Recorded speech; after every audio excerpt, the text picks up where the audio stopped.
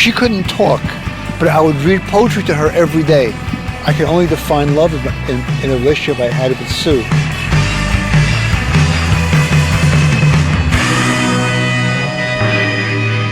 All right, Leo. Yeah, face me a bit more. Oh, face you this more? Okay. Yeah, more. Is this comfortable? This is fine. All right, I'm freezing. So when I met you, I immediately asked you quite early on if you have love in your life, and you quite quickly mentioned that you used to have a partner who sadly fell prey to Alzheimer's. Could you tell me a bit about that? About your story, how you met, what happened? I used to do consulting work for a union, and I would cover meetings of the New York City Health and Hospitals Corporation, which ran the New York City public hospitals. Susan was a reporter for the New York Post, and she worked out of the City Hall Bureau. And Giuliani wanted to privatize the public hospitals, which served the poor, regardless of their ability to pay. And the New York Post began sending her down to cover the meetings, and which is where I met her. Did you say, tell me the numbers again, 1998? Eight. And she passed away in 2021. Yeah, so like 25 years. Yeah. I asked her out. How did you ask her? Do you remember? Yeah, I asked her if she wants to get together, and she said yes. Just like that? Do you want to get together?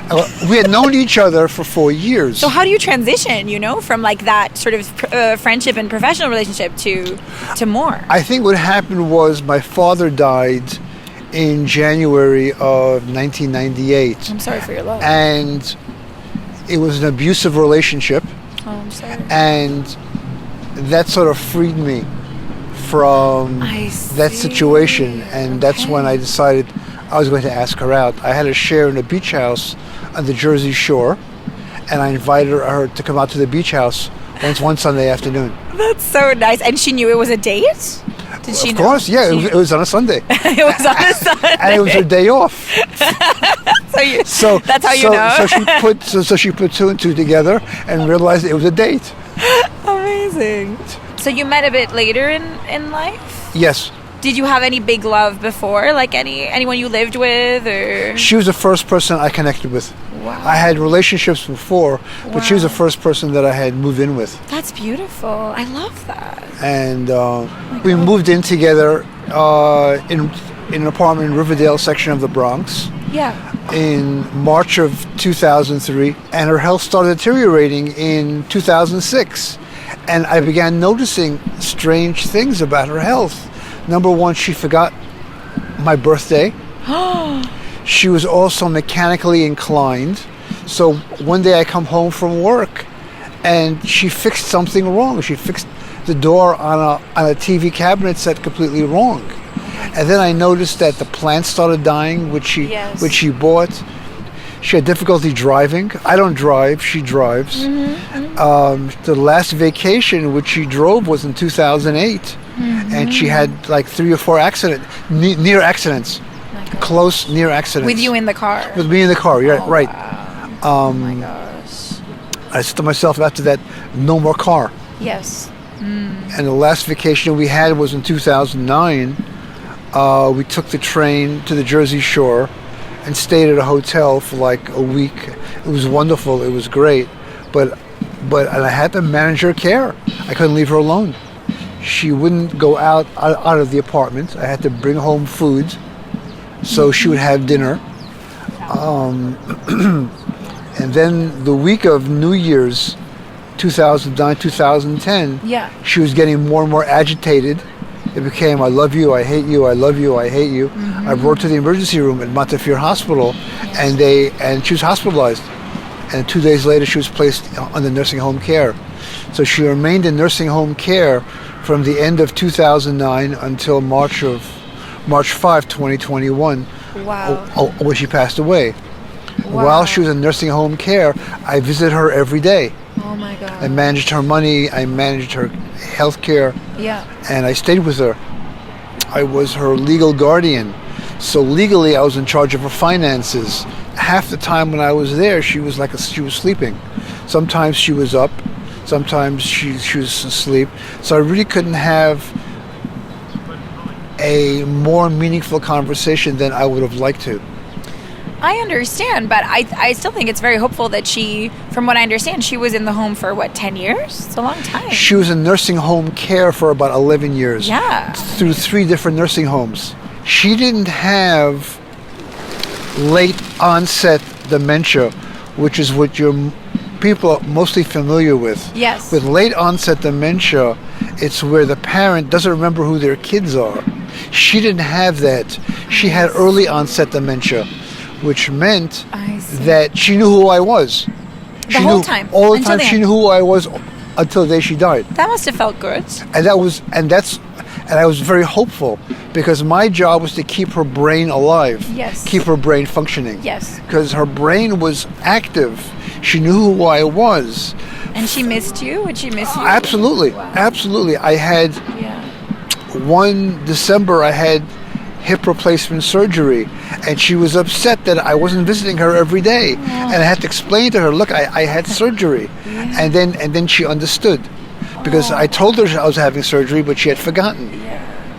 And when COVID hit, and they wouldn't let me visit her because of the spread of COVID, the nursing home had set up Google Direct. So I would call her. She couldn't talk, but I would read poetry to her every day to keep her brain active. She was an English major. And I was not really familiar with poetry, but I began buying books on poetry and began reading poetry to her every day, just to keep her mind active. Do you think that you were in love with her until the end? Absolutely. Absolutely. That's beautiful. I stayed with her. She was the first woman I ever connected with, and it was wonderful being with her. Wow. Absolutely wonderful being with her. We would go to the theater, we would see films. She was a newspaper reporter, so we could discuss politics, and she's open-minded to all kinds of ideas. Wow. And it was, she turned me on to stuff which I wasn't really familiar with. She turned me on to classical music, and I turned her on to jazz. What about while she was hospitalized? Did you have some sort of deal that you could still, a sort of open relationship that you could still date other people, or were you fully committed to her at that time? I thought about that because the loneliness was affecting me. Yes. But if her brain is working and the mind is working and I could see that the brain is working, how am I helping her by getting involved with somebody else? I see. It just didn't make sense to me. It's a tremendous sacrifice which I'm making. But if she gets better, that's great. Then I could take her home. Yes. I was following the research on Alzheimer's, and there were bits and pieces of hope. Wow. And even today, March 5, 2023 will be 2 years of second anniversary of her death. To honor her memory, I still follow the research. Just to see how far was I, how far was she from getting better. I had this crazy notion, if not for COVID, I could have kept her alive longer. Do you still feel that way now, that she could still be with you? It's possible, because what sort of killed her was the fact that she was alone in her room. There was nobody except for the nurses' aides, which would take care of her and feed her and clean her up. She was otherwise alone, and she hated being alone. Yeah. How do you feel about solitude? Do you like being alone, or do you hate it too? I don't like solitude either, but you have to deal with what you got to deal with. Of course. You have to figure out how to navigate life. Is it fair to say that Sue was the love of your life? It's very fair.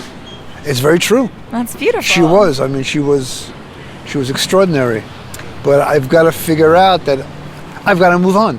I mean, I have her memorabilia in my apartment. Yeah. I have her files. Her clothing is still in my apartment. Oh, that's so nice. So, yeah. but I know I have to get rid of it. Yes. I really have to move on. Yes. Do you feel like you haven't moved on quite, or?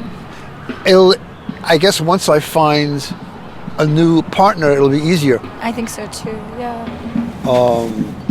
I can only define love in the relationship I had with Sue. It was wonderful. Wow. It was absolutely wonderful. I mean, I came from a home, maybe, let's put it this way. I came from a home where I was socialized that the woman that I'm with has to clean the floor, cook my foods, do the laundry, wipe my ass. Yes. I mean, and I don't want a woman in my life who's my cleaning lady. Of course. You know, I want someone who has a mind of her own and a brain of her own, Yes. and knows things that I don't know. Yes. And can teach me stuff that I don't know. Yes. And similarly, there's stuff I could teach her that she doesn't know. Yes. And that to me is love. Beautiful. Yeah, that was a great interview. That was good? Okay. You did so good. Yeah. Okay. Did you like it? Yeah, it was good. It's interesting.